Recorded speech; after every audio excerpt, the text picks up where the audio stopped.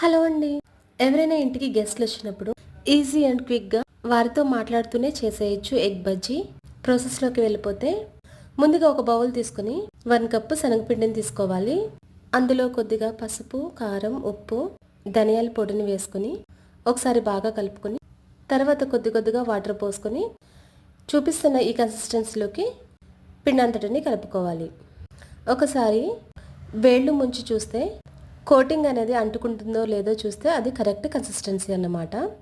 ఇప్పుడు ఎగ్స్ని ఉడకబెట్టుకుని పై లేయర్ తీసేసి ఒక ఎగ్ని 2 పీసెస్ కింద డివైడ్ చేసుకుని ఒక్కొక్క పీస్ని మనం కలిపెట్టుకున్న బ్యాటర్లో ముంచి డీప్ ఫ్రై కోసం ఆయిల్ సిద్ధం చేసుకుని అందులోకి ఒక్కొక్కటిగా వేసుకోవాలి.